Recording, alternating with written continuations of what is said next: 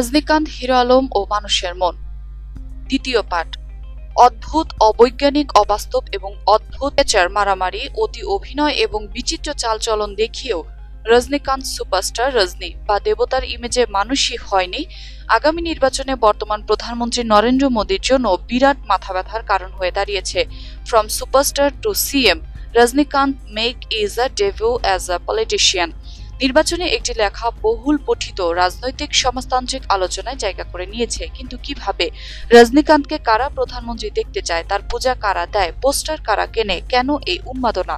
উত্তর, এরা সবাই অতি সাধারণ খেটে খাওয়া মানুষ, যাদের আমরা আমজনতা বলি।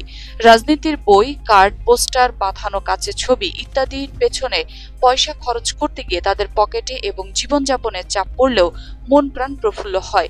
সিনেমায় যেমন রজনী গরিবের বন্ধু, অন্যায় অবিচারে বিনাশ, অসহায়ত্রতা, আশ্রয়হীনে আশ্রয়দাতা, নির্ভরতার প্রতিভূ, সমাজ জীবনেও আমজনতা রাজনীতিকদের ত্রাতার ভূমিকায় দেখতে চায়। মনস্তাত্ত্বিক দিক সহজ, নেতারা এমন একটি সমাজের জন্য লড়ে যাবেন যাতে সাধারণ মানুষ সুবিচার, ন্যায় বিচার, ন্যায্যতা, আশ্রয়, ভরসা, নির্ভরতা, নীতি, নৈতিকতা এবং প্রেম ভালোবাসা নিয়ে বেঁচে থাকতে পারে। ভারতের চলচ্চিত্র শিল্প বিলিয়ন বিলিয়ন ডলারের। দেশটির রাজনীতিতেও আছে চলচ্চিত্র শিল্পী সংশ্লিষ্টদের বিশাল অঙ্কের লগ্নি। চলচ্চিত্র এবং রাজনীতি দুই যজ্ঞের সফল মানুষের তালিকায় আছে। অর্থাৎ ভারতের রাজনীতিতে নায়ক নায়িকাদের অংশগ্রহণ নতুন কিছুই নয়, উল্লসিত, উচ্ছ্বসিত বা চমৎকৃত হওয়ার মতো কোনো বিষয়ই নয়। কিন্তু আমজনতার চোখে এরা এলিট, ওপরতলা মানুষ, খুব নিচু বর্গ থেকে উঠে আসা কেউই নয়। অন্যদিকে রজনীকান্ত গরিবী, অল্প শিক্ষিতের সংগ্রামময় কৈশোর শৈশব জীবন পেরিয়ে আমজনতার নায়ক হয়েছে। এই গণচিন্তা সম্পৃক্ততার সমীকরণে রজনীকে আম মানুষের স্বপ্নের রাজনীতিকে বিশেষত্ব দিয়েছে। হিরো আলম রজনীকান্তের মতো নয়। এ প্রতিবেদনের উদ্দেশ্য মোটেও তুলনামূলক আলোচনা নয়, কিন্তু আমজনতার ভাবনা বা গণমনস্তত্ত্বের একটি সুগভীর মিলের দিকে দৃষ্টি দেওয়া। সমাজবিজ্ঞানের ছাত্রদের দায় দায়িত্ব বলে হিরো আলম বিষয় ভাবনাকে উড়িয়ে দেওয়ার সুযোগ নেই। গত 30 ডিসেম্বর নির্বাচনের ফলাফল ঘোষণার ঠিক আগে এক আক্ষেপ করে বললেন, হিরো আলমের ছবি যে কবে 500 টাকার নোটে দেখতে পাবো। চমকে উঠেছিলাম। চমৎকৃত হওয়ার কারণ, হিরো আলম শিক্ষিত মধ্যবিত্ত উন্নসিকতার ট্যাবু ভেঙে তাদের ড্রয়িং রুমে উঠে এসেছে।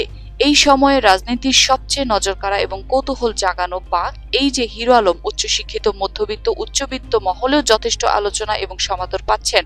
বন্ধুর উক্তিটি গভীরেও প্রতিষ্ঠিত রাজনৈতিক সংস্কৃতির প্রতি সাধারণ মধ্যবিত্তের তীব্র ঘৃণা, অসন্তোষ, অসমর্থন, অননুমোদন, হতাশা, বিরক্তি, ভীতি এবং অসহায়ত্বের প্রকাশ স্পষ্ট হয়ে উঠেছিল। মধ্যবিত্ত যা বলতে পারছে না, হিরো আলম অকপটেই তা বলছে। যেমন, আমার মতো সামান্য একজন মানুষকেও সরকার ভয় পায়, কিংবা ভোট দিতেই দেয়নি, জামানত ফেরত দেবে না কেন? তখন হিরো আলমের মধ্যে সমঝোতাকামী ভীত মধ্যবিত্তরাও সাহসী হওয়ার অনুপ্রেরণা পাচ্ছেন নিশ্চয়। একজন ফেসবুক ব্যবহারকারী দাবি করেছিলেন, জানতে চেয়েছিলেন হিরো আলম কি বাস্তবে হিরো নাকি আরোপিত।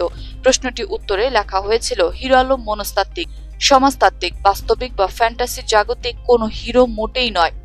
হিরো আলমই এই রকম আপাত প্রত্যাশা, আপাত প্রবোধের না দেখেও দেখছি আনন্দটুকু করছে। হিরো তৃণমূল মানুষের কাছে পৌঁছানোর চেষ্টা প্রমাণ মিলল নোয়াখালী সুবর্ণচরে গণধর্ষিতাকে দেখতে যাওয়ার মাধ্যমে।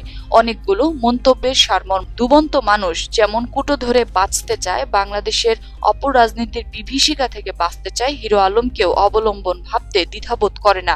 হিরো আলম তার দায়িত্ব পালন করেছেন। আমরা একই রকম দায়িত্ব পালন করিনি বলে কাঙ্ক্ষিত পরিবর্তন সুদূর পরাহত হয়ে গেল।